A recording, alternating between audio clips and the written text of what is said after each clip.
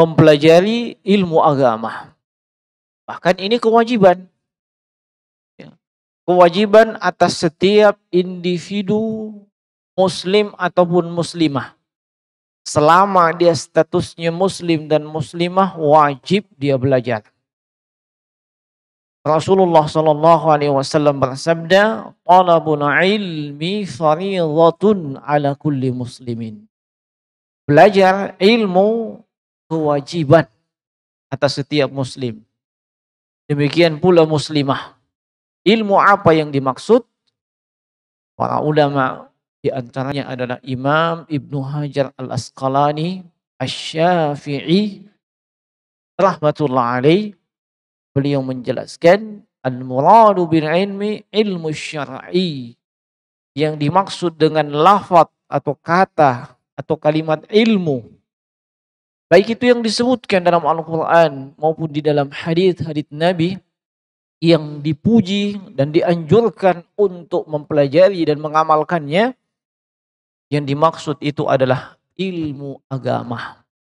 Sebab inilah maksud dan tujuan diutusnya Rasulullah sallallahu alaihi wasallam untuk mengajarkan ilmu agama, bukan ilmu keduniaan. Makanya ketika di kota Madinah, ada di antara penduduk kota Madinah menanyakan kepada Nabi, bagaimana mengawinkan tanaman supaya tanaman itu menghasilkan buah yang unggul. Ya. Nabi mengatakan, antum a'lamu bi umuri dunyakum.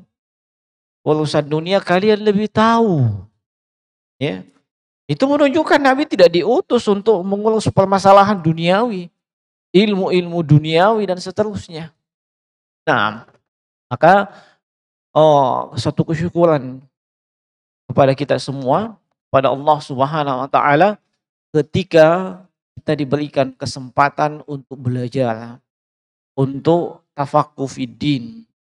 Ini adalah indikasi Allah menginginkan kepahaman kepada kita, dan itu adalah tanda kita ingin diberikan kebaikan. Rasulullah sallallahu alaihi wasallam bersabda, "May yuridillahu bihi khairan yufaqihu fiddin." Siapa saja yang Allah inginkan untuknya kebaikan, maka dia akan difaqihkan akan agama. Dia tahu agamanya, dia faham agamanya. Bukan cuma sekedar identitas di KTP dan di kartu keluarganya saja bahwa dia Islam, tetapi tidak nampak dari dirinya, baik penampilannya, ucapannya, perbuatannya, bahwa memang dia seorang muslim. Sebab tidak ada nilai-nilai Islam yang nampak daripada hal tersebut. Dan itu hanya bisa diperoleh dengan belajar, yakni belajar agama Islam itu. Jemaah sekalian rahimani wa rahimakumullah, Bapak Ibu yang saya hormati dan saya muliakan. Saat ini kita sudah berada di penanggalan 6 Sya'ban. Kalau saya tidak salah ingat 6 Sya'ban, itu artinya sekitar 23 atau 24 hari ke depan kita akan insyaallah berjumpa dengan bulan Ramadan. Maka sekedar untuk mengingatkan, persiapkan diri-diri kita untuk menyambut dan bagaimana mengisi bulan tersebut dengan cara yang terbaik, dengan ibadah yang terbaik, dengan amaliyah yang terbaik. Dan jangan sampai amaliyah kita tahun ini itu lebih jelek dibandingkan di tahun sebelumnya. Tapi hendaknya kita berazam, bertekad, apa-apa yang terkait dengan akhirat, agama, ke depannya kita berusaha untuk mendapatkan dan melakukan yang terbaik. Bapak Ibu yang saya hormati dan saya muliakan, tema yang saat ini tidak kita sampaikan dan itu yang diamanahkan panitia kepada kami adalah tentang peristiwa Isra dan Mi'raj. Iya. Tentang peristiwa Isra dan Mi'raj. Sebuah peristiwa yang terjadi pada diri Rasulullah sallallahu alaihi wasallam. yang mana peristiwa tersebut secara akal manusia itu sesuatu yang tidak mungkin dan tidak bisa. Kalau bisa dibahasakan, itu mungkin bertentangan dengan ilmu sains. Entah itu ilmu pengetahuan alam dan seterusnya. Termasuk ilmu fisika.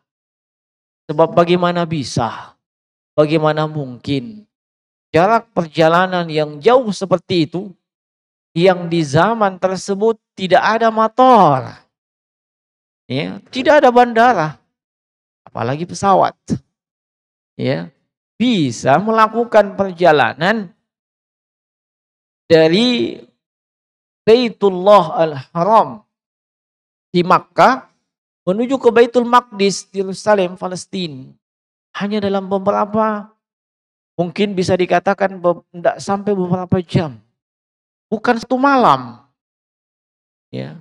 Nah, dan mengendarai kendaraan yang disebut dengan Al-Buraq bersama dengan malaikat yang mulia Jibril alaihi salatu wassalam. Banyak yang meragukan peristiwa tersebut, terutama dari kaum musyrikin yang ada ketika itu. Tak percaya, kok bisa? Sementara mereka ke Baitul Maqdis itu 2 bulan perjalanan. 2 bulan, 2 kali 30, 60 hari baru bisa sampai. Ini hanya beberapa jam.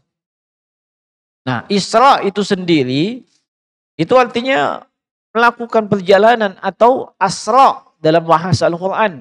Diperjalankan kalau asra. Ya, ada di awal awal juz yang ke-15, awal surah Al-Isra. Subhanalladzi asra. Ya, Maha suci Allah yang telah asra memperjalankan bi abdihi, hadap hambanya, lailan, suatu malam, minal masjidil haram ilal masjidil aqsa, dari masjidil haram ke masjidil aqsa, linuriyahu min ayati. Ini hikmahnya, untuk memperlihatkan kepada beliau tanda-tanda kebesaran kami. Nah, jemaah sekalian rahimani wa rahimakumullah, peristiwa itu sendiri, itu Isra dan Mi'raj, itu dilakukan atau terjadi pada diri Nabi SAW di saat-saat beliau ketika itu sedang mengalami kesedihan. Ya, sedang mengalami kesedihan. Sebab dimaklumi, tahun 10 kenabian itu ada 2 orang yang beliau cintai wafat. Ya. Yang pertama itu Abu Thalib. Abu Thalib yang selama ini mendukung dakwah beliau, membela beliau, paman beliau meninggal. Walaupun Abu Thalib tidak masuk ke dalam Islam. Ya. Meninggal. Dan itu kejadiannya seperti disebutkan para ulama tarikh, ahli sejarah, meninggal di bulan Rajab di tahun ke-10 setelah kenabian. Nah, beberapa bulan setelahnya, tepatnya di bulan Ramadan, di tahun ke-10 kenabian, wafat lagi istri beliau, yaitu Khadijah bintu Khuwailid, yang selama ini betul-betul mendukung suaminya, yakni Muhammad sallallahu alaihi wasallam, di dalam menyebarkan al-Islam. 2 orang yang beliau cintai wafat. Beliau sangat sedih. Belum lagi ditambah semakin dahsyat intimidasi dari pihak kaum musyrikin Makkah yang memang menentang dakwah beliau. Padahal notabene mereka ini rata-rata keluarganya Nabi. Ya, dari suku Quraisy, dari sukunya Nabi sallallahu alaihi wasallam. Maka terjadilah peristiwa Isra dan Mi'raj. Nah, jadi masalah kapan tepatnya? Ya, kapan tepatnya peristiwa tersebut? Nah, yang biasa ada di tanggal kalender kita tanggal berapa? Tanggal berapa biasanya? Yang ada di kalender itu biasa.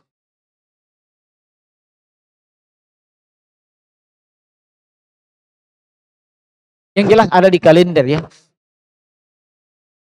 Nah, iya. Kalau saya tidak salah, ada teman di Kementerian Agama bilang itu tanggal 27 Rajab. Tapi kita ke Maret. Nah, nah, kalau menurut secara historis ya, secara historis dari sisi sejarah, kata Sofiur Rahman Al-Mubarakfuri, yang beliau ini ulama dari India, yang bukunya yang berjudul Rahiqul Maktum, yang mengulas dan menyebutkan dengan rinci sejarahnya Nabi, termasuk masalah peristiwa Isra dan Mi'raj, dan itu bukunya juara 1 ya sedunia tentang keabsahan dan kevalidan isi bukunya. Lu sebutkan ada kurang lebih 6 pendapat ya terkait dengan tanggalnya itu kapan. Ya, sebab dalam Al-Qur'an disebutkan lailan, pada satu malam. Ya. Nah, sebagian yang pertama ada yang berpendapat itu terjadi ketika Nabi pertama kali diangkat jadi Rasul, jadi Nabi. Pendapat yang pertama. Pendapat yang kedua mengatakan 5 tahun setelah beliau diangkat jadi Nabi. Iya. Pendapat yang ketiga mengatakan itu di tahun ke-10 kenabian, di tanggal 27 Rajab. Ini mungkin maksudnya. Iya. Tetapi 3 pendapat ini sepertinya tidak bisa dijadikan acuan. Kenapa? Sebab Khadijah wafat pada tahun yang sama, di bulan Ramadan. Dan dimaklumi bulan Ramadan itu belakangan dibandingkan bulan Rajab. Ya, kan Rajab, Sya'ban, Ramadan, Syawal. Ya. Nah, 3 pendapat tadi itu yang termasuk 27 Rajab di tahun ke-10 setelah kenabian. Iya. Ini sepertinya tidak bisa dijadikan patokan. Sebab Khadijah wafat di bulan Ramadan di tahun ke-10 kenabian, dan sepakat para ulama belum ada syariat sholat 5 waktu ketika itu. Padahal peristiwa Isra dan Mi'raj itu momen pentingnya adalah 5 waktu. Kan begitu? Ya, ini dari sisi historis. Ya. Nah, pendapat yang keempat itu mengatakan bahwa peristiwa Isra dan Mi'raj terjadi pada tahun ke-12 kenabian. Belakangan itu tahun ke-12. Iya. Pendapat yang kelima itu mengatakan terjadi di bulan Muharram, tahun ke-13 kenabian. Dan pendapat yang keenam mengatakan terjadi di bulan Rabiul Awal, di tahun ke-13 kenabian. Iya. Nah, kalau demikian kayaknya tidak pas dengan tanggal yang biasa kita lihat di kalender. Nah, ini tentang momen kapan peristiwa atau harinya atau malamnya. Ya. Kemudian terkait dengan peristiwanya. Ya. Saya mungkin tidak akan ceritakan dari betul-betul dari awal sampai akhir. Hanya yang saya anggap penting dan urgen. Ya. Tadi kita sudah sebutkan beliau bersama dengan malaikat Jibril berangkat dengan mengendarai kendaraan yang disebut dengan Al-Buraq dari Masjidil Haram ke Masjidil Aqsa. Setelah itu beliau naik Mi'raj. Iya, Mi'raj itu aja naik. Iya, naik ke langit. Iya. Di langit yang pertama beliau bertemu dengan Nabi Adam alaihi salatu wassalam. Iya, yang merupakan bapak moyang kita semua. Iya, di sana iya, ketika bertemu dengan beliau memberi salam. Salam beliau pun dijawab, dan Nabi Adam alaihi salatu wassalam itu menyambutnya dengan marhaban, ya, selamat datang wahai Nabi yang saleh. Ini di langit yang pertama. Di langit yang terus naik, langit yang kedua beliau bertemu dengan 2 nabi, ya, Nabi Yahya, ya, lengkapnya Yahya bin Zakaria. Yang kedua Nabi Isa ibn Maryam, ya, alaihi wassalatu wassalam. Ini di langit yang kedua. Sama dengan yang tadi. Beliau memberi salam, dijawab salamnya, dikatakan marhaban ya Nabi saleh, dan seterusnya. Terus naik ke langit yang ketiga. Di langit yang ketiga beliau bertemu dengan Nabi Yusuf alaihi salatu wassalam. Ya, sama dengan konteks yang tadi. Beliau bersalam, ya, dijawab salamnya, ya, disambut oleh Nabi Yusuf alaihi salatu wassalam. Lalu di langit yang keempat, ketika beliau naik, bertemu dengan Nabi Idris. Ya, pernah dengarnya Nabi Idris? Pernah ya? Atau belum pernah? Iya, jangan sampai kita tidak pernah dengar nama Nabi itu. Iya. Nah, terus naik di langit yang kelima, beliau bertemu dengan Nabi Harun. Ya, lengkapnya Nabi Harun bin Imran. Yang nama keluarga beliau ada dalam Al-Qur'an, surah Ali Imran. Ya. Itu di langit yang kelima. Kemudian naik lagi sampai di langit yang keenam. Di langit yang keenam beliau bertemu dengan Nabi yang juga saudaranya Nabi Harun. Ya? Siapa kira-kira? Saudaranya Nabi Harun. Nabi Musa bin Imran alaihissalam. Itu Nabi Musa saudaranya Nabi Harun. Ya. Nah, terus naik ke langit yang ketujuh. Ya. Di langit yang ketujuh beliau bertemu dengan Nabi Ibrahim alaihissalatu wassalam. Ya. Terus naik. Apakah masih ada langit yang ke-8?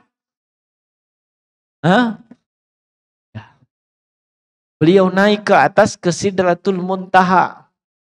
Terus ke Baitul Ma'mur. Ya. Nah, kalau Baitul Ma'mur itu kalau mau diumpamakan seperti masjidnya malaikat. Setiap hari masuk 70.000 malaikat. Setiap saat 70.000 malaikat masuk situ sholat. Selesai sholat 70.000 keluar. Masuk lagi 70.000. Yang keluar ini tidak kembali sampai hari kiamat. Ya. Terus masuk 70.000 keluar lagi. Masuk lagi 70.000. Terus sampai hari kiamat. Makanya jumlah malaikat berapa? Banyak. Ya. Nah, terus naik kepada Allah Subhanahu wa taala. Ya, naik kepada Allah Subhanahu wa taala. Dan di situlah beliau mendapatkan wahyu dari Allah untuk melaksanakan kewajiban salat 50 kali sehari. Iya, 50 kali sehari dan semalam. Menerima hal tersebut, Nabi terima apa adanya. Ya. Beliau pun kembali dan sampai di langit yang ke-6 bertemu dengan Nabi Musa kembali. Ya. Bertemu dengan Nabi Musa kemudian menanyakan, "Madza farada rabbuka ala ummatik?" Apa yang diwajibkan Allah kepada umatmu? Dijawab oleh Rasulullah, 50 sholatan. 50 kali sholat. Lalu apa kata Nabi Musa? Irji' ila rabbik fas'alhu at-takhfifah. Kembalilah kepada Allah. Mintalah keringanan. Nah, maka kata Nabi, saya terus kembali ke atas. Balik lagi ketemu Nabi Musa. Kembali ke atas. Sampai yang terakhir beliau hanya diberikan 5. Jadi berapa yang didiskon? Banyaknya diskonnya. 45 diskon. Ya. Dari 50. Ya. Nah, tetapi kata Nabi SAW, ini yang 5. Ya. Likulli sholatin asyarah. Setiap sholat itu diganjar dengan 10. Jadi kalau 5 kali sholat, sama aja 50 kali sholat. Nah, ini awal kali pensyariatan dari kewajiban melaksanakan sholat 5 waktu. Kemudian jemaah sekalian kita ringkas. Selama peristiwa perjalanan itu banyak yang disaksikan oleh Nabi. Sebab memang banyak yang diperlihatkan kepada beliau. Ya. Di antaranya adalah beliau diperlihatkan tentang surga dan neraka. Ya. Dia diperlihatkan tentang surga dan neraka. Di surga beliau melihat ada 4 sungai. Ada sungai yang kelihatan buah dan ada sungai yang tidak kelihatan. Ya. Beliau juga ditawarkan dengan al-laban dengan al-khamar. Susu dengan khamar. Ya. Susu dengan minuman keras. Ya. Beliau memilih susu. Iya. Dikatakan kepada beliau, asabtal fitrah. Kamu sudah sesuai dengan fitrah. Seandainya engkau memilih khamar, maka umatmu akan tersesat. Iya. Lalu di antara yang beliau saksikan juga selama perjalanan itu, bertemu dan melihat malaikat Malik. Malaikat Malik. Ini malaikat Malik, dia tugasnya apa? Menjaga neraka. Tidak ada sedikit pun senyuman dari wajah beliau. Tidak ada senyum, apalagi tertawa. Tidak ada keceriaan, ada kegembiraan di wajah malaikat Malik, sang penjaga neraka. Nabi juga diperlihatkan isi sebahagian daripada neraka. Seperti mereka yang memakan harta anak yatim dengan cara yang zalim. Ya. Memakan harta anak yatim dengan cara yang zalim. Itu pelakunya gimana? Bibirnya tebal seperti tebalnya bibir onta. Dilemparkan kepada mereka seonggok api dari neraka yang sebesar kepala tangan, dimakan. Lalu kemudian keluar lewat duburnya itu api. Bisa kita bayangkan bagaimana dahsyat dan sakitnya kalau makan api, kemudian itu api tidak padam-padam. Ya. Beda kalau kita biasa makan makanan yang pedas, yang panas. Ya, biasanya kita ada RS. Ya, disambak RS selesai itu panasnya. Tapi ini tidak. Bahkan apinya masih menyala sampai keluar di bawah di duburnya. Ini benar apa yang Allah sebutkan dalam surah An-Nisa. Ya, innal ladzina ya'kuluna amwalal yatama innama ya'kuluna fi butunihim nara wa sayaslawna sa'ira. Orang yang makan harta anak yatim dengan cara yang zalim, hakikatnya dia makan di neraka dalam perutnya. Ya, dan dia akan dikembalikan ke dalam neraka juga. Kemudian termasuk yang Nabi lihat adalah wanita-wanita pezina. Wanita-wanita pezina. Pezina artinya yang melakukan zina. Dan istilah zina ini istilah yang ada dalam Al-Quran, dalam hadits, mungkin bisa dikatakan sudah lama. Tapi sekarang istilahnya sudah banyak berubah. Ya, bukan lagi zina. Apa yang paling kerennya sekarang istilahnya? Bukan lagi disebut zina, tapi kumpul kebo. Apakah namanya itu? Yang nama kerennya? Ya kayak begitu. Selingkuh. Ya. Teman tapi mesra. Apakah ada? Pokoknya nama-nama yang sebenarnya iya. La yughayyir hakikatuhu, tidak merubah hakikatnya. Ya. Sama aja tadi dengan khamar. Walaupun dirubah namanya, dikasih merek yang cantik, ya. Dikasih bagus-bagus. Ya, mulai dari topi miring sampai topi lurus, ya. Whisky terbaik dan seterusnya. Dikasih nama bagus, tetap khamar. Sama aja dengan itu zina.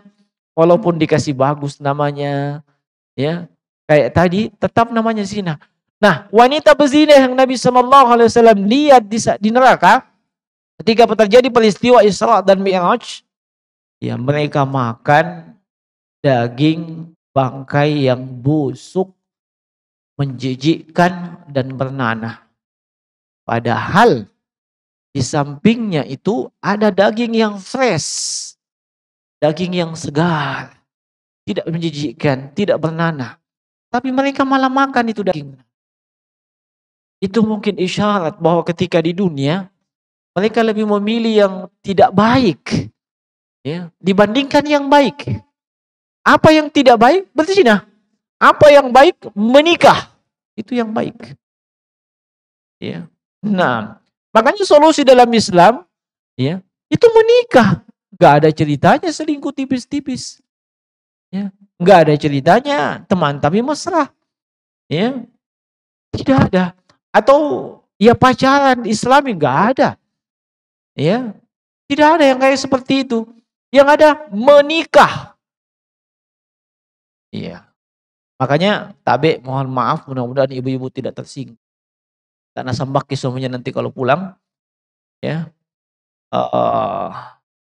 itu nih hikmahnya kenapa laki-laki itu dibolehkan, bukan disunahkan, apalagi diwajibkan, bukan digarisbawahi, dibolehkan menikah lebih dari satu. Ya, kenapa? Jangan sampai dia pergi, ya, nasambaki ya orang. Iya.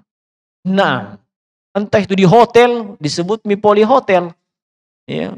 Daripada pergi poli hotel, mending dia poligami. Kalau poligami, halal. Ya, menikah dengan cara yang halal. Ijab kabul, ada wali, ada saksi. Sah. Dia bilang itu saksi. Dibandingkan poli hotel, siapa menjadi saksi? Ya. Nah, bahkan malu. Bukan cuma si suami itu malu kalau ketangkap dia poli hotel. Istrinya juga malu. Ya, tetangganya juga malu. Ya. Orang bertanya, di mana itu rumahnya yang ke tetangganya? Di mana rumahnya itu yang dapat selingkuh? Oh, sana, tanyakin tetangganya ini. Tetangganya juga ikut malu, kasihan. Ya, sampai kucing peliharaannya juga pun kalau dia punya kucing malu. Ya, kenapa bisa? Ya, ada yang bertanya mungkin, yang mana itu yang pernah didapat selingkuh di hotel? Itu yang ada kucing anggoranya. Kucing juga jadi malu, kasihan. Ya, bahkan kalau ada pohon rambutan depan rumahnya, itu pun akan malu itu. Ya, coba kalau ditanya yang mana itu rumahnya yang pernah didapat selingkuh, itu di depan rumahnya pohon rambutan. Iya tuh, semuanya malu. Tapi kalau poligami, satu kali jadi cerita. Kawin lagi bapaknya yang anu. Selesai mi, enggak ada cerita panjang. Kenapa? Karena halal. Ya tuh, halal. Enggak ada cerita lain. Mau dia apa? Mau cerita apa halal. Ya, tidak melanggar hukum Islam dan tidak melanggar undang-undang dalam negara kita. Undang-undang perkawinan. Tidak melanggar. Iya. Tapi jangan kau dijadikan alasan membujuk sebentar istrimu. Ya. Nah, hanya ini saya sebutkan, ya. Kenapa? Sebab efek dari hal tersebut kadang karena mungkin banyaknya perempuan, banyak terjadi perzinahan di luar sana. Ya, yang melakukan perzinahan bukan cuma anak-anak muda. Ya, tapi mereka yang mantan anak muda. Ya. Naam. Atau mungkin merasa muda, padahal ya ada rambut putih di kepalanya. Naam. Coba diberikan jalan yang halal. Aman itu. Nah, wanita pezina itu begitu modelnya nanti di akhirat. Nah, itu mungkin isyarat bahwa seharusnya mereka memilih yang terbaik, itu menikah. Ya, dibandingkan memilih yang namanya perzinahan. Sebab itu adalah sesuatu yang keji, ya, merusak tatanan masyarakat. Nah, termasuk yang Nabi saksikan adalah para pemakan riba di dunia. Ya. Para pemakan riba. Ya, tahu ya namanya riba? Ya. Yang mana itu riba? Yang mana kali yang mana namanya riba itu? Maaf ya. Coba tahu ada yang tersinggung. Ya, sebab sekarang itu riba bukan disebut riba. Karena kalau disebut riba menakutkan. Ya, disebut dengan bunga. Kan bunga itu indah. Ya, makanya ada bunga bank, ya toh. Tak disebut riba bank. Pernah kok ke bank lalu dikatakan, "Ini Pak, bagian tak riba bank." Pernah? Baru dengan namanya saja sudah tendrehi. Sebab ancamannya dalam Al-Qur'an diperangi sama Allah dan Rasulnya. Tidak main-main. Pokok perang melawan Allah dan Rasulnya. Ya. Perang kelompok saja kau tidak sanggup melawan. Nah, tapi coba dikasih cantik. Tapi ini bunga yang indah dari bang. Oh, ngambil pasti. Apalagi kalau nominalnya ya 6 digit. Salah ini kalau disimpan. Nah, tapi orang yang makan riba di neraka seperti yang Nabi lihat, mulutnya buncit. Ya. Sedemikian buncitnya tidak bisa jalan. Bukan cuma tidak bisa jalan, tidak bisa goyang. Ya. Sampai kemudian para pengikut Fir'aun yang masuk neraka melewati mereka pun diinjak-injak. Ya. Nah, kemudian Nabi juga melihat para wanita yang suka memasukkan laki-laki yang bukan mahram di rumahnya tanpa ada izin dari suaminya, itu digantung di neraka dengan menggunakan payudaranya. Ya. Nah, digantung dengan menggunakan payudaranya. Dia masukkan ke rumahnya, ke rumah suaminya, laki-laki yang bukan mahramnya, bukan siapa-siapanya, tanpa izin suaminya. Ini bahasa sekarang mungkin juga sama aja, selingkuh. Ya. Nah, itu yang beberapa peristiwa yang Nabi saksikan dalam perjalanan beliau. Nah, jemaah sekalian rahimani wa rahimakumullah, yang jelas peristiwa tersebut telah dialami oleh Nabi sallallahu alaihi wasallam dan banyak sekali hikmah dan pelajaran sebagaimana yang telah disebutkan oleh para ulama. Mungkin saya tidak bisa sebutkan secara keseluruhan. Ya. Yang pertama, bahwasanya ini menunjukkan kedudukan yang tinggi dari Rasulullah sallallahu alaihi wasallam yang melakukan Isra dan Mi'raj dari seluruh nabi dan rasul Rasulullah. Tidak ada yang lain.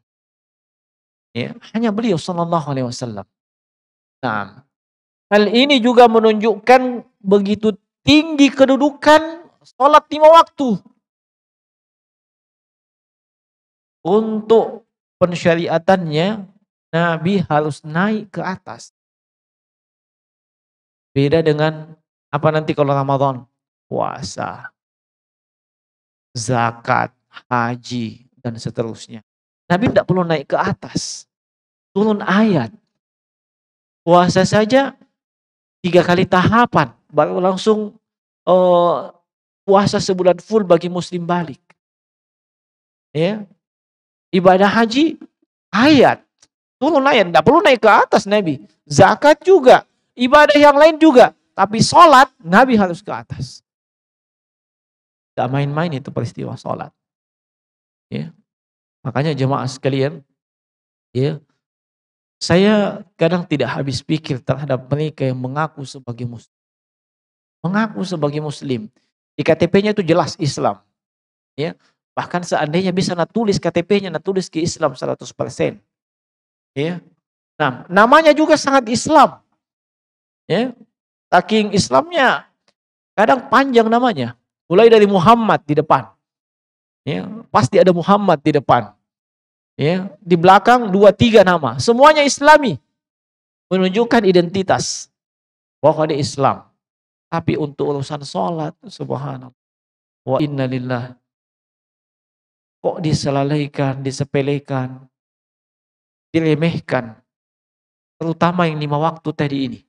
Bisa dibayangkan jemaah sekalian, kalau misalnya saja ini. Nabi tidak ketemu dengan Nabi Musa. Dan Nabi Musa tidak menganjurkan Nabi untuk minta keringanan. Walhasil Nabi terima apa adanya 50 kali. Ya, kira-kira bisa enggak kita seperti itu? Tidak. Yang 5 kali saja ini masuk susah kuliah. Ya. Bahkan kadang-kadang kaum muslimin ya, ikut-ikutan seperti setan. Tapi tidak mau disebut setan. Kalau disebut setan, malas sekali. Tapi ikut-ikutan seperti setan. Kenapa? Setan itu kalau dengar azan lari. Tidak mau dekat-dekat. Dari sumbernya azan. Di mana azan? Masjid. Ya, Nabi sebutkan itu. Kalau azan dikumandangkan, lari itu setan terkentut-kentut. Tidak mau dengar. Apakah ada manusia seperti itu kaum muslimin? Tak ada. Ya, lari tidak mau dekat-dekat itu. Iya. Nah ikuti setan. Tapi tidak mau disebut sebagai pengikutnya setan, followernya setan. Ya, fansnya setan. Atau mungkin sub iya, subscriber. Tapi sekarang bukan subscriber, katanya sudah berubah, subbreaker. Ya. Subbreakernya setan. Dulu kan subscriber. Iya. Tidak mau itu, dia bilang, masa. Tapi gaya-gayanya seperti setan. Ya. Nah, adapun seorang muslim yang dia tunggu-tunggu itu panggilan azan. Adapun aktivitas keseharian, kerja dengan segala macam bentuk dan model pekerjaan yang kita tekuni, itu adalah mengisi waktu luang untuk menunggu waktu sholat. Bukan sebaliknya. Nanti ada waktu luang kita sholat. Kalau ada yang punya pola pikir seperti itu, ada waktu kosong sholat, mau ditanya baik-baik, apa maksud dan tujuanmu hidup di dunia?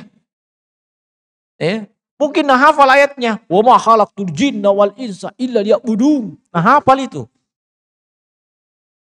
Allah tidaklah aku ciptakan jin manusia kecuali untuk beribadah. Itu maksud dan tujuanmu. Ini kok maksud dan tujuan ada di waktu. Ya, kapan-kapan pi. Nah, sudah kebalik. Kalau selain itu yang didahulukan, itu artinya kita memang lebih mendahulukan dunia. Kita amnesia dengan maksud dan tujuan kita. Makanya saya bahasakan tadi, kita melakukan semua aktivitas kita, pekerjaan apapun yang kita tekuni, itu hakikatnya sebagai seorang muslim hanya selingan untuk menunggu masuknya waktu sholat. Sebab itu yang pokok. Jangan malah dibalik. Ya, karena pekerjaan akhirnya sholat terbengkalai. Dan yang lebih memprihatinkan, karena hobi sholat terbengkalai. Ya, ada yang hobinya mancing. Wah, minta maaf, saya tidak terima bocoran apa-apa.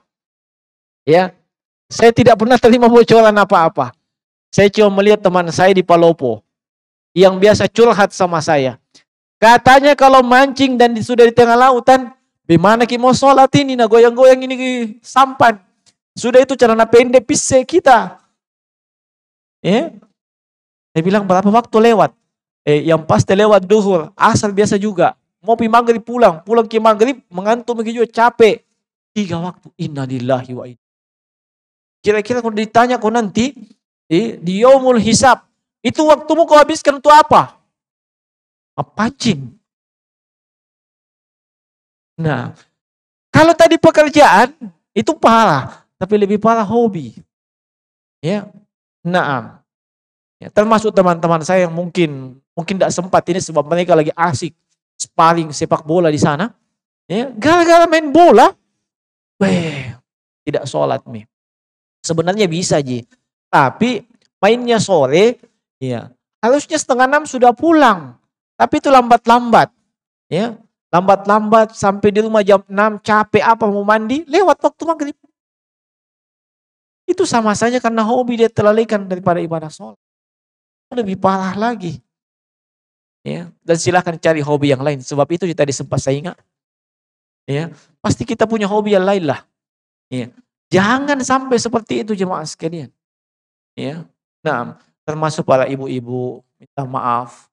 Ya, jangan karena pick up dan dandanannya tidak takut luntur, tunda sholatnya.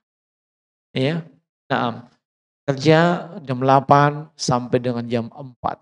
Nah, jamak itu sebentar itu. Jamak. Kenapa? Kalau pergi berwudu untuk sholat, pak lipstick ulangi. Pak make up ulang. Nah, mahal pisse itu. Ya. Nah, apalagi suaminya tidak memberikan anggaran secukupnya untuk dandan. Ya. Yang ada anggarannya cuma BT dan BT dan utan. Iya, dan seterusnya. Kita ingatkan, ya. masuk waktu sholat, jangan ditunda-tunda.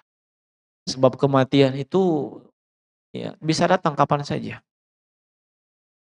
Nah, jangan ditunda itu waktu sholat. Kalau sudah masuk waktu. Dan jangan dicarikan alasan. Nah, maksudnya dicarikan alasan, bisa dijamak nanti. Menjamak sholat itu alasannya mesti dibenarkan oleh syariat. Ya. Dan itu pun tidak boleh asal sedikit-sedikit menjamak lagi. Ya, apalagi terlalu banyak dijamak. Ya, mulai subuh, zuhur, asar, jamak semua. Innalillah. Ya. Nah, ini banyak disebutkan tentang masalah sholat. Kenapa? Iya. Kalau bicara masalah sholat, iya, para ulama sebagaimana dalam hadis itu para ulama menyebutkan di antara rukun Islam ini selain syahadat yang ditinggalkan, kapan ditinggalkan? Ada hadis yang mengatakan dia kafir. Yaitu al-ahdu lati bainana wa bainahu as-shalah faman tarakaha faqad kafara. Tapi puasa, zakat, haji, adakah hadis yang mengatakan siapa yang meninggalkan haji dia kafir? Siapa yang meninggalkan zakat dia kafir? Yang meninggalkan puasa dia kafir? Kita belum temukan secara mutlak seperti itu. Tapi sholat, Nabi sebutkan begitu. Tidak main-main. Ya. Nah, artinya itu disepakati oleh para ulama, ditinggalkan itu bisa kafir. Adapun masalah haji tidak bisa sebab itu berkait dengan kemampuan. Masalah zakat juga tidak bisa sebab itu terkait dengan persyaratan. Punya tidaknya, ya harta yang bisa dizakati. Ya. Demikian pula dengan ibadah yang lain. Tapi untuk sholat, belum lagi tuh sholat yang pertama kali periksa. Untuk kejahatan, dia mulai hisab yang pertama kali periksa itu adalah tentang darah. Tentang pembunuhan. Tapi untuk amalan soleh, yang pertama kali diperiksa, itu adalah sholat. Awwalu ma yuhasabu bihi alal abdi as-shalah. Yang pertama kali diperiksa di hari kiamat itu untuk amalan sholat. Fa in sholuhat, sholuhat amalu kullu. Kalau sholatnya benar, baik dilaksanakan, amalan yang lain, ibadah yang lain akan dianggap baik. Wa idza fasadat, kalau sholatnya rusak, maka amalan yang lain, fasadat amalu kullu, akan ikut rusak. Rusak puasanya, rusak hajinya, rusak zakatnya, rusak ibadah, membaca Al-Quran, sedekah, dan yang lain. Barometernya ibadah sholat.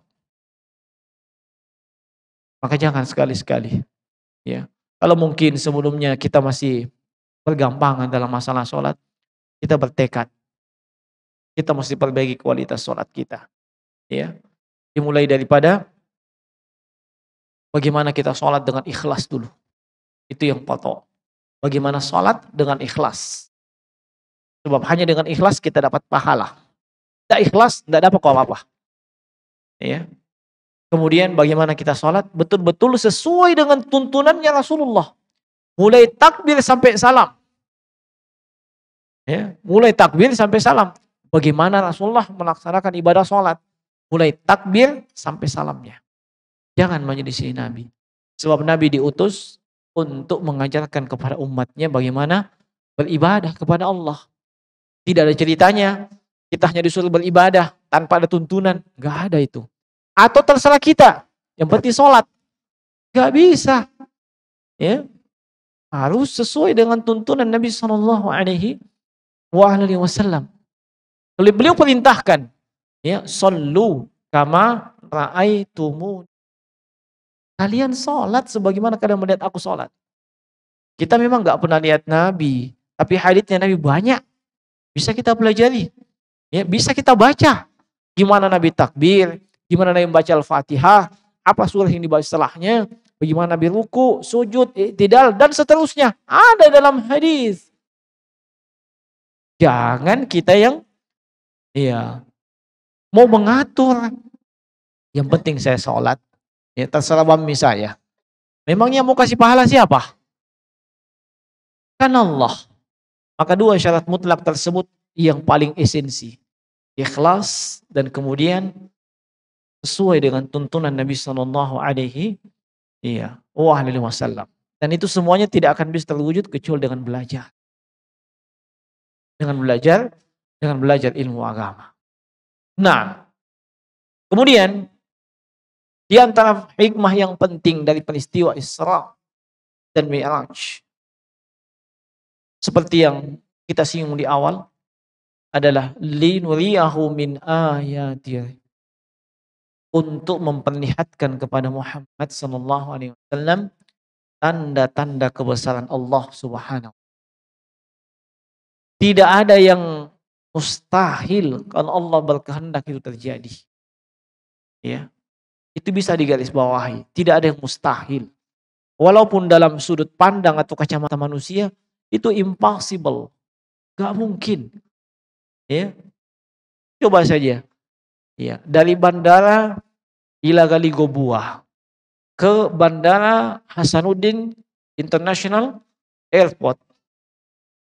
Itu saya pernah tempuh kurang lebih 45 menit. Belum lagi kalau delay. Ya. Belum lagi kalau delay. Ya. Nah, sama dari sana ke sini juga begitu. Saya pernah 40 menitan. Ya. Itu butuh 40 menit dengan jarak 360-an kilo. Nah, ini Baitullah Al-Haram Makkah, di Makkah dengan Baitul Maqdis jauh. Bukan 300-600 kilo. Nah, makanya kaum Quraisy itu tidak percaya, sebab mereka 2 bulanan baru bisa sampai ke sana. 2 bulan. 2 kali 60 hari baru sampai ke sana. Ini berapa menit saja. Makanya itu kaum Quraisy tanya, itu Baitul Maqdis bagaimana kejanunya, modelnya? Allah perlihatkan kepada Rasulullah. Maka itu pun disampaikan kepada mereka. Mereka tidak bisa bantah, memang begitu Baitul Maqdis. Ya. Apa yang Allah inginkan terjadi, tidak ada yang mustahil.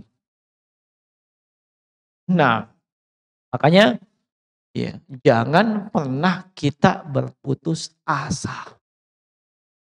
Jangan pernah kita berputus asa. Selama apa yang kita inginkan, apa yang kita capai itu sesuatu yang mubah, sesuatu yang baik, sesuatu yang halal, iya, terus berupaya. Nabi katakan, ihris alama yang fa'uk. Sungguh-sungguh, semangat. Apa yang bisa mendatangkan manfaat, silahkan. Jangan pernah putus asa. Tidak ada yang tidak mungkin kalau Allah menginginkan. Ya, tidak ada yang tidak mungkin kalau Allah menginginkan itu terjadi. Nah, kemudian di antara pelajaran penting juga atau hikmah daripada peristiwa Isra dan Mi'raj, bahwasanya wahyu itu lebih tinggi kedudukannya dibandingkan akal manusia. Kenapa demikian? Akal manusia mengatakan gak mungkin, ya, ada orang bisa melakukan perjalanan seperti itu. Mana bisa? Ya, sampai naik ke atas langit. Langit ke-7 pisik, naik ke Sidratul Muntaha, Baitul Ma'mur, bertemu dengan Allah. Ya, yang kita ini begitu mendapatkan kampanye yang masif, ya, di berbagai, ya,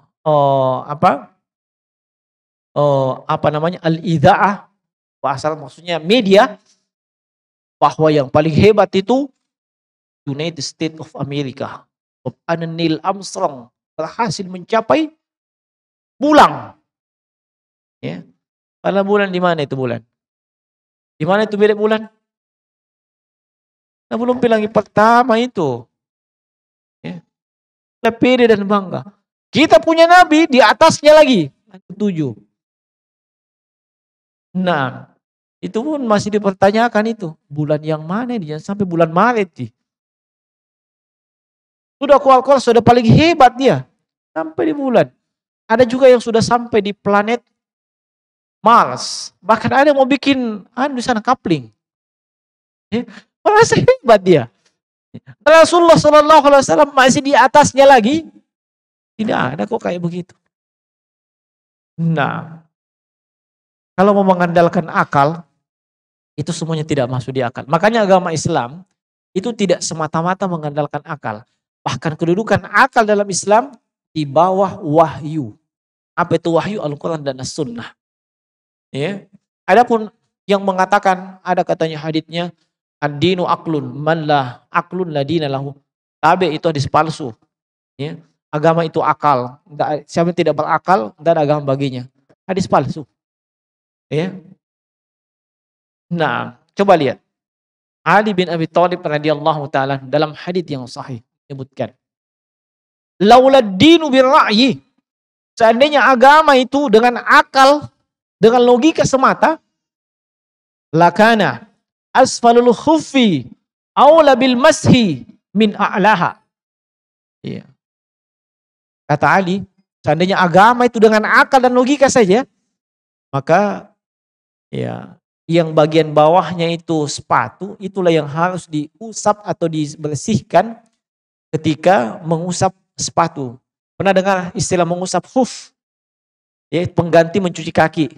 Ini misalnya kita dalam perjalanan, kita sudah berwuduk memang, dalam perjalanan kita mau sholat, tidak mau lepas kaos, tidak mau lepas sepatu. Ya, tidak perlu, cukup berwuduk sampai di kaki, ya basahi tangan, kemudian usap bagian atasnya kali. Silakan pakai sholat. Ya, itu namanya mengusap khuf. Ada dalam fikih. Kalau belum dapat, perlu memang kita belajar. Ya. Nah, Ali bin Abi Thalib radhiyallahu anhu lihat, seharusnya kalau mau pakai akal, ya bagian bawah disapu, dibersihkan, di bagian atas. Ya. Nah, olehnya itu tadi. Ini saya ingatkan seperti ini, sebab banyak di zaman ini itu harus dengan akal dan logika. Ya. Nah, benturkan akal logika dengan Al-Quran dan hadis. Seolah-olah punya kedudukan yang sama. Nah, lebih tinggi wahyu dari Allah. Ya. Nah, makanya para ulama sebutkan akal yang sehat tidak akan mungkin bertentangan dengan wahyu dari Allah, Al-Quran ataupun hadis yang sahih dari Nabi sallallahu alaihi wasallam. Nah, ini sampai jam berapa? Sampai setengah 6. Jadi sampai setengah 6 sampai bicara. Nah, atau ada yang sesi lain? Iya, itu sesi lain dulu, mulai mencapai. Nah, iya enggak apa-apa. Itu saja.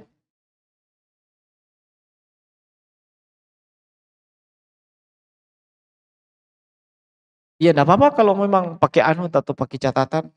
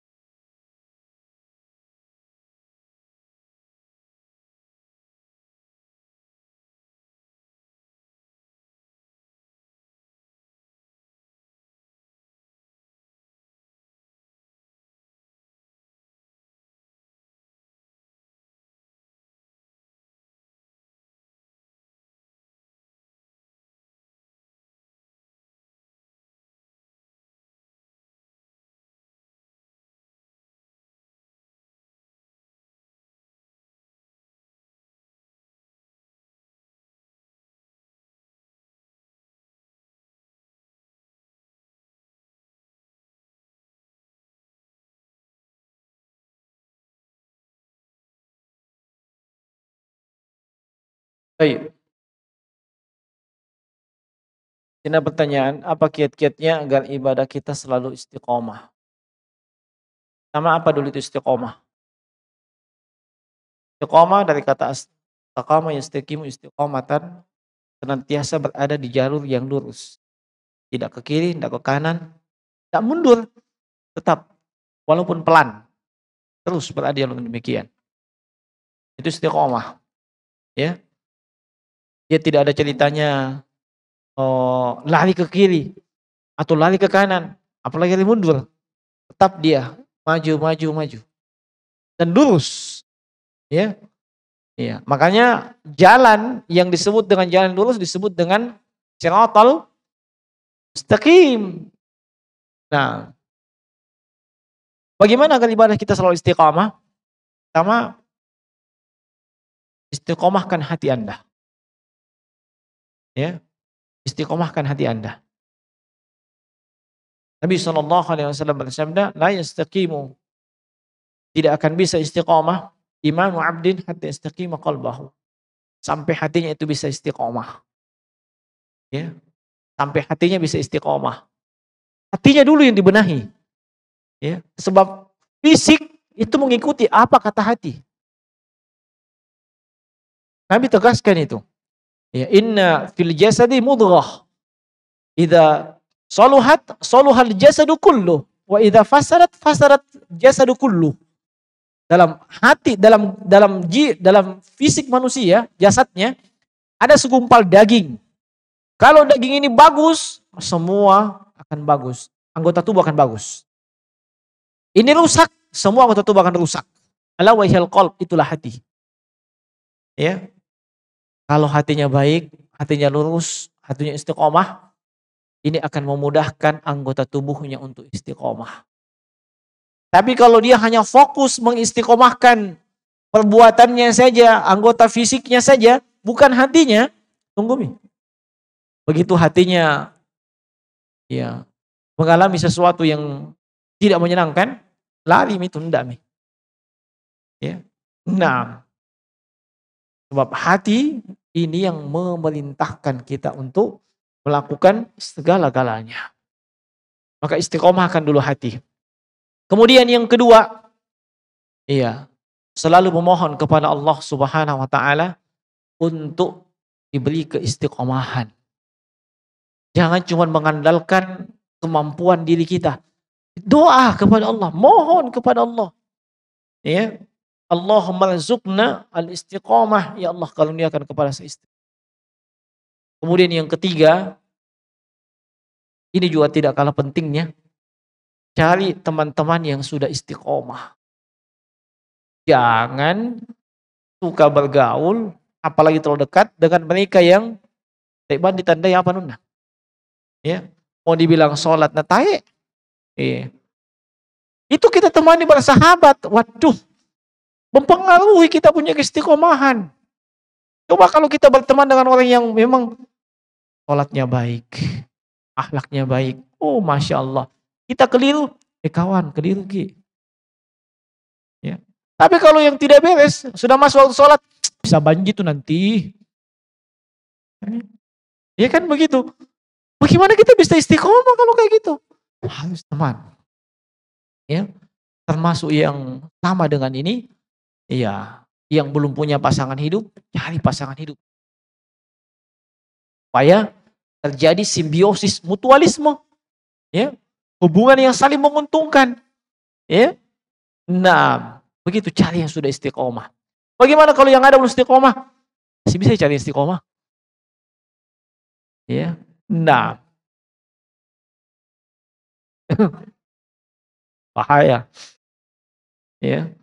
Nah, kemudian yang berikutnya, ingat, Allah tidak melihat jumlah dari amalan kita. Ya. Allah tidak melihat kuantitasnya, intensitasnya, jumlahnya, banyaknya.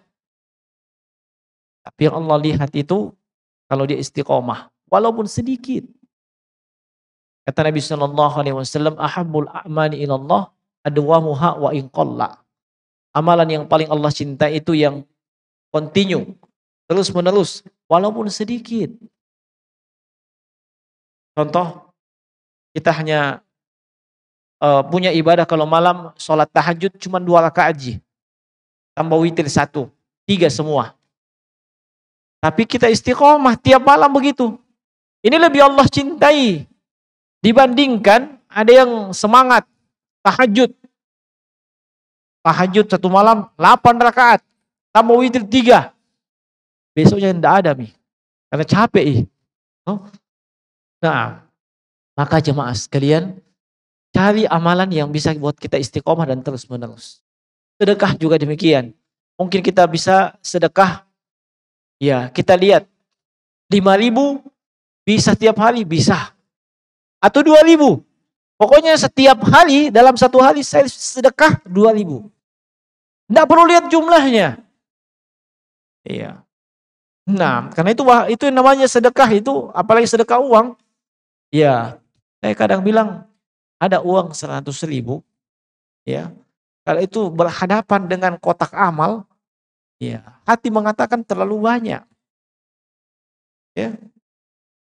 Tapi uang 100.000 yang sama, ketika berhadapan dengan mall, pasti akan mengatakan terlalu sedikit.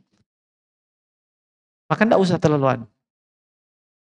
Nah, kalau memang 2.000 kemampuan kita setiap hari, 2.000. Tapi tiap hari, ya. Atau mau yang sekali sepekan 10.000.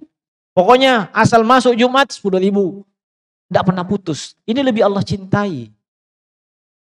Ya. Silahkan cari amalan yang bisa kita insya Allah istiqomah di situ. Ya. Tidak perlu terlalu muluk-muluk, tidak perlu terlalu pasang target apa kayak begitu. Pokoknya tahun ini saya mesti begini dan begini yang sesuai kemampuan kita. Itu aja. Ya. Nah, ini ya amalan agar kita selalu bisa istiqomah. Wallahu taala alam.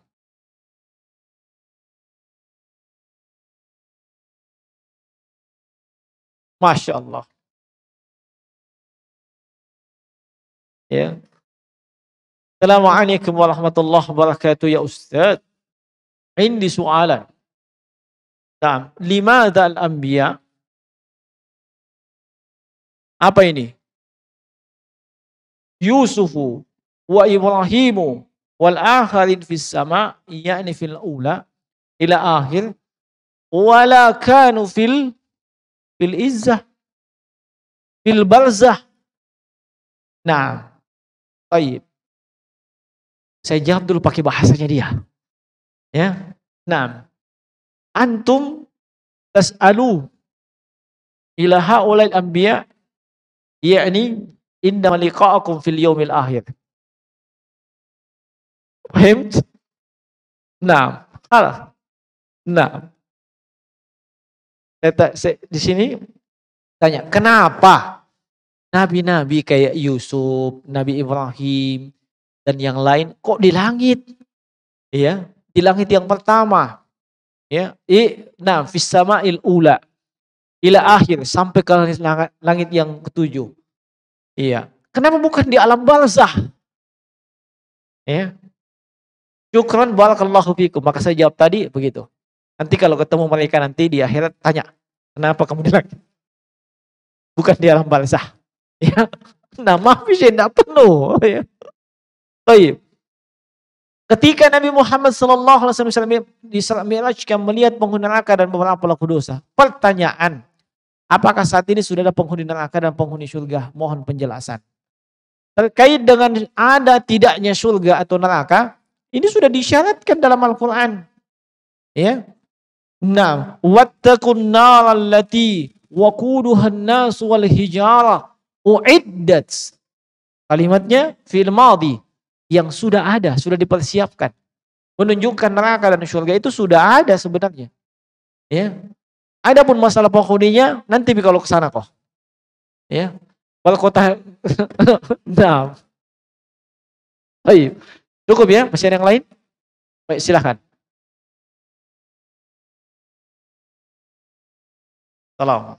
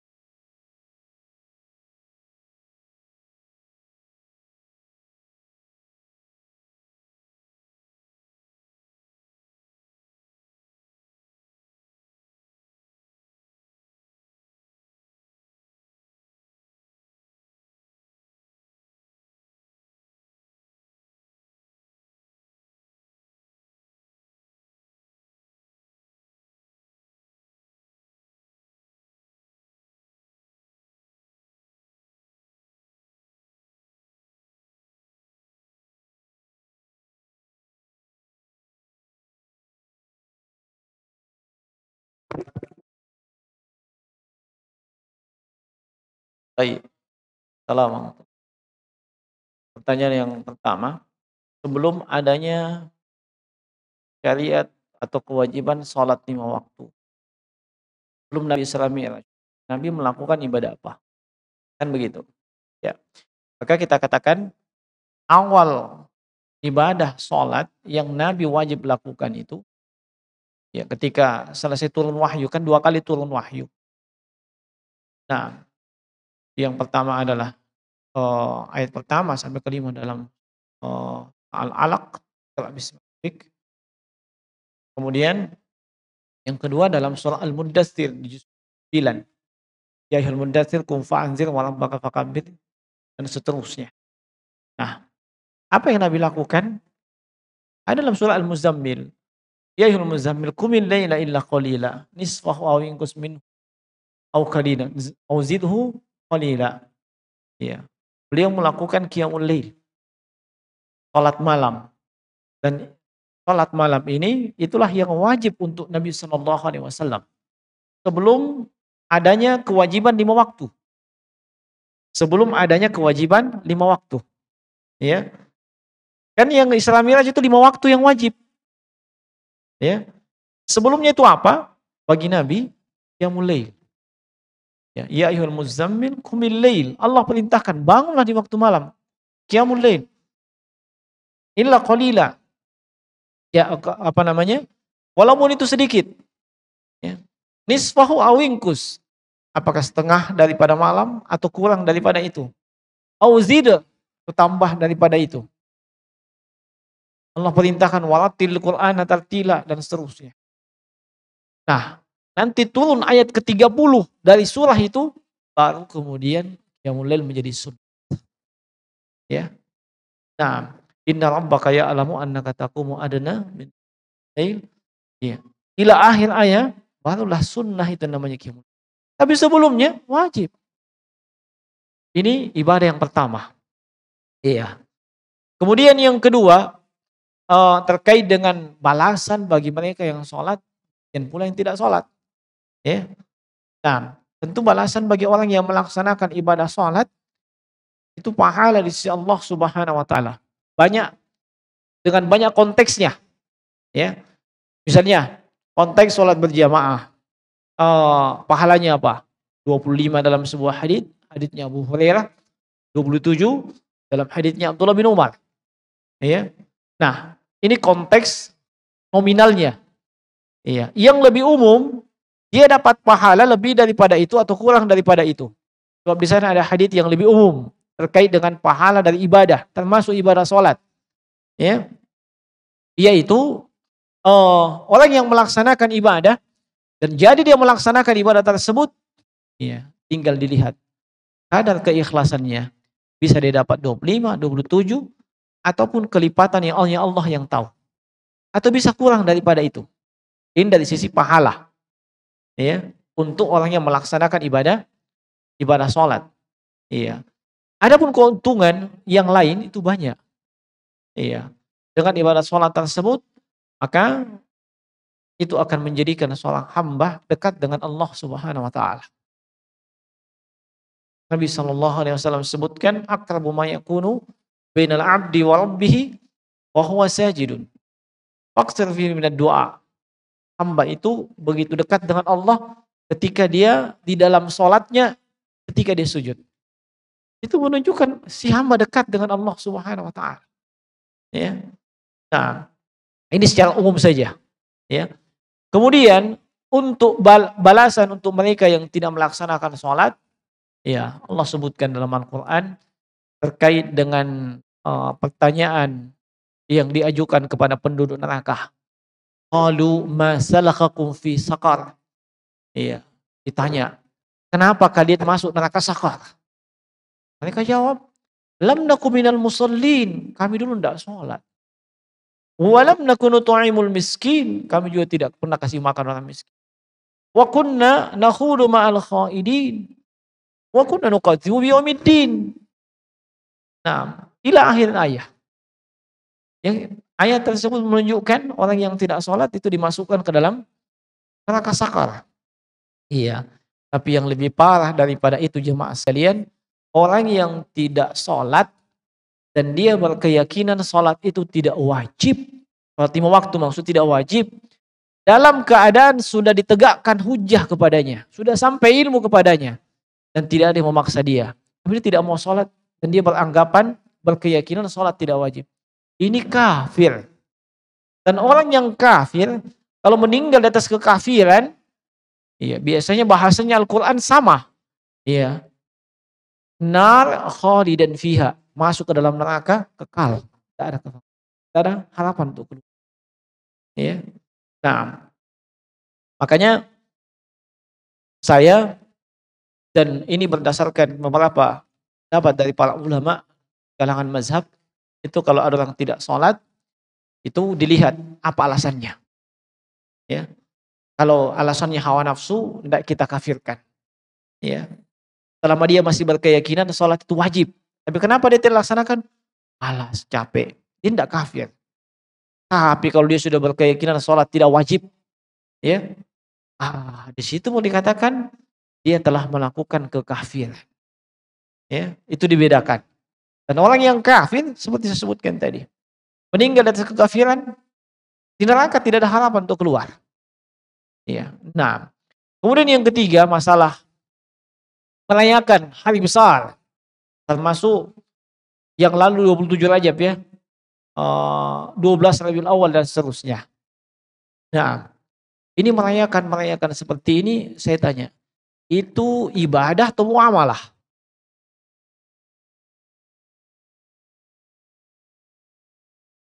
Ibadah seperti kayak zikir, sholawat, apa segala macam, atau kamu muamalah kayak hubungan kemasyarakatan, interaksi sosial, jual beli, itu muamalah namanya. Dia masuk cakupan ibadah atau muamalah dulu. Perayaan seperti itu. Kalau dikatakan itu muamalah, ya silahkan aja. Kan kaidahnya muamalah, silahkan lakukan sampai ada dalil yang melarang. Kalau itu muamalah, artinya kita samakan perayaan seperti itu dengan jual beli, ya. Kita samakan dengan hubungan kemasyarakatan, ya silahkan aja sampai dalil yang melarang. Nah, beda kalau kita anggap itu bagian dari ibadah. Ya. Kalau bagian daripada ibadah, kaidahnya lain. Yang namanya ibadah, al-aslu fil ibadah itu tahrim. Ibadah itu tidak boleh dilakukan sampai ada dalil yang menunjukkan itu disyariatkan. Ya. Nah, tapi yang saya lihat konteks perayaan itu adalah ibadah. Sebab contoh maulid, apa esensinya? Mengagungkan, memuliakan, mengungkapkan rasa cinta kepada Nabi. Kan begitu. Itu ibadah semua. Jadi pertanyaannya, iya, siapakah yang paling cinta kepada Nabi? Apakah kita? Jawabannya bukan kita. Yang paling cinta kepada Nabi pasti istri-istrinya. Ya kan? Sahabat-sahabatnya. Radhiyallahu anhum. Kalau sudah sampai di situ silakan ditanyakan, apakah mereka pernah mengungkapkannya dengan bentuk seperti itu? Di situ kita lihat. Ya. Nah, kalau dikatakan itu ya sekedar untuk mengingat. Ya. Kalau untuk mengingat tidak perlu dirayakan. Ya. Karena kalau mesti yang diingat dirayakan, bahaya itu. Misalnya kita ingat Fir'aun, masa mau dirayakan itu Fir'aun? Ya, contoh saja ya. Atau ini 27 Rajab. Iya. Apakah perlu kita rayakan? Enggak perlu. Ambil esensinya saja. Ya, enggak perlu ada perayaan. Ambil esensinya apa? Itu sholat 5 waktu, itu Isra Miraj. Ya. Nah, kenapa mesti demikian tidak perlu dirayakan? Itu tadi. Yang mengalami peristiwa Isra dan Miraj siapa? Rasulullah. Oh? Satu-satunya manusia ketika itu yang percaya bahwa beliau Isra dan Miraj siapa? Abu Bakar Siddiq. Makanya beliau disebut As-Siddiq. Karena beliau yang percaya. Masyarakat, bohong, Nabi, tidak benar itu. Coba lihat ketika Abu Bakar Siddiq memerintah menjadi khalifah. Selama sekian tahun. Pernahkah beliau merayakannya? Atau sekedar ayo kita merenung. Ini kayaknya ini bertepatan dengan Isra Mi'raj Nabi. Pernah Abu Bakar seperti itu? Nah, padahal beliau satu-satunya manusia yang percaya itu ketika itu. Setelahnya Khalifah Umar bin Khattab Pernahkah juga melakukannya? Enggak. Ya. Kemudian Utsman bin Affan, Ali bin Abi Thalib. 4 mazhab. Silahkan tanyakan dan lihat apakah mereka menganjurkan? Nah, makanya ya, saya pribadi tidak pernah mau ikut-ikutan seperti ya.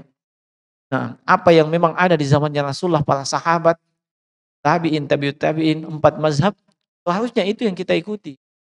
Ya kan begitu? Tidak perlu kita ikut-ikutan dengan sesuatu yang belum jelas. Yaitu kalau saya pribadi. Ya. Nah, adapun untuk mengenang, bagus kita kenang. Kita mengenang Nabi, kita mengenang peristiwa-peristiwa untuk membangkitkan semangat.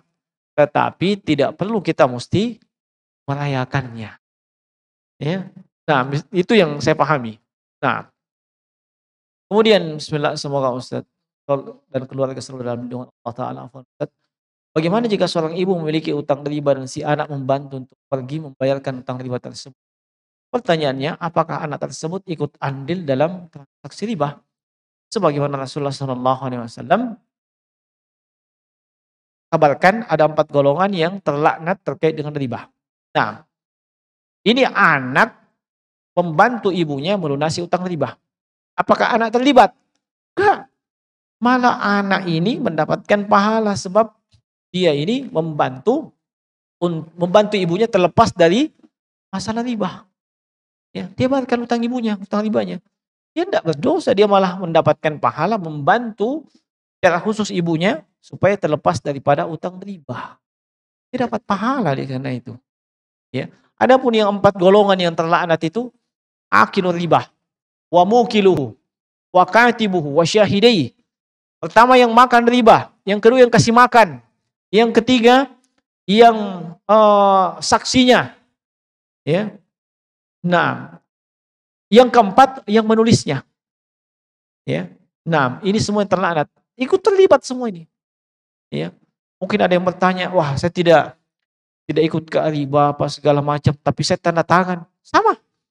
Tanda tangan itu artinya setuju, ya, begitu. Kan begitu. Kalau kita tidak tanda tangan, tidak setuju namanya, tidak jadi, ya. Nah, baik, saya kira itu jadi bukan berdosa. Baik. Iya, silahkan.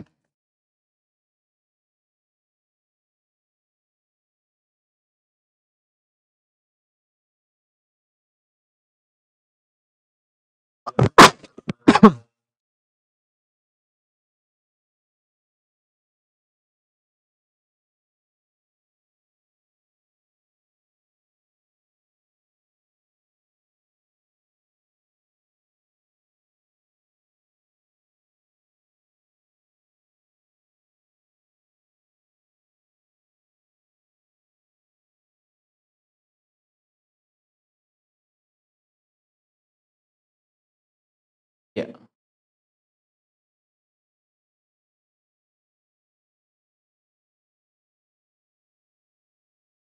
arisan.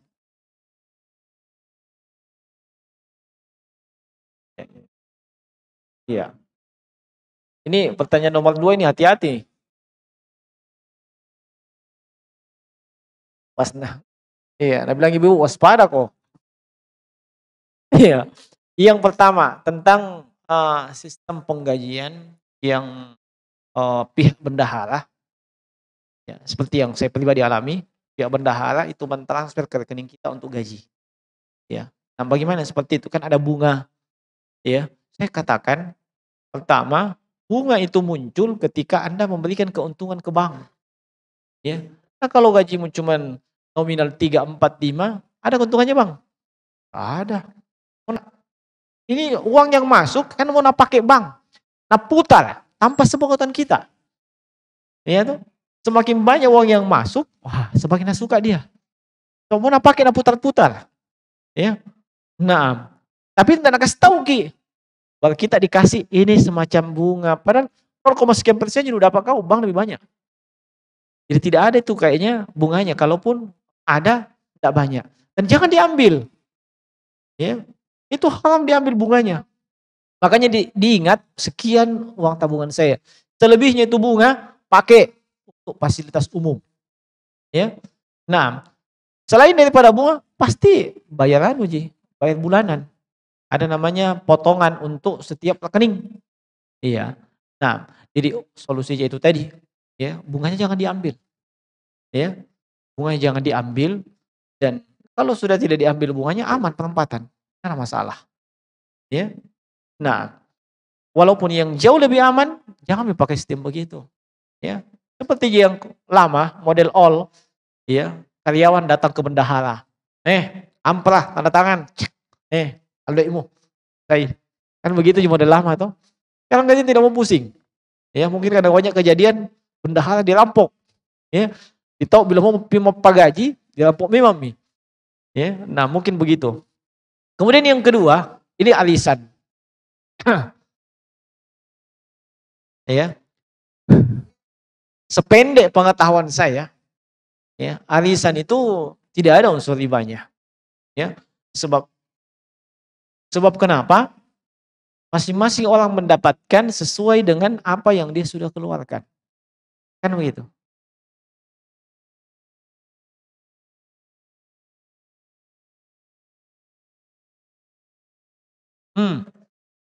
Tupperware.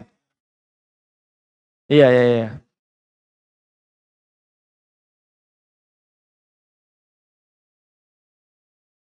Iya. Iya. Jadi begini, misalnya arisan Tupperware. Tupperware ini harganya 1.500.000. Ya. Orang yang mau dapatkan Tupperware dia harus bayar 1.500.000. Ya, ada biaya lain, mungkin konsumsi, apalagi mungkin uang bensin, itu mungkin maksudnya. Tapi harga tetap 1,5 untuk Tupperware. Ya, itu sudah masuk biaya kurir dan COD. Misalnya toh. Contoh ini. Contoh juga kan kita bilang contoh. Nah, jadi ini harga Tupperware inilah yang dialisankan. Ya, 1,5 include semua harganya dan biaya-biayanya. Ya, adapun kelebihannya mungkin konsumsi apa segala macam. Kan riba. Ya. Nah, bisa dipahami? Tahu usah minta. Hanya yang perlu saya ingatkan kepada para ibu-ibu, ketika Anda meminta uang untuk bayar arisan ke suami, ya, jangan kau lupa suamimu kalau naik arisanmu. Karena hanya tahu diminta uang arisan. Sekian puluh tahun arisan tidak pernah bang ada informasi naik arisannya. Ya, ini saya singgung istriku, bukan sih. Ya, jadi yang kita singgung kita. Ya, ya. Tiap bulan, mulai tahun 2014 kapan? Ya, tiap bulan uang arisan kasih. 2021 tidak pernah kedengaran naik arisannya. Ya, nah, jadi sabarlah wahai para suami. Ya, memang begitu loh. Sekali-sekali kasih tahu lah, mendengar minimal suami tahu, nak minta warisannya bisa dikurangi jatah bulanan ini. Contoh gitu. Ya, demikian wallahu taala alam, saya kira cukup ya. Subhanakallahumma bihamdik, assalamualaikum warahmatullahi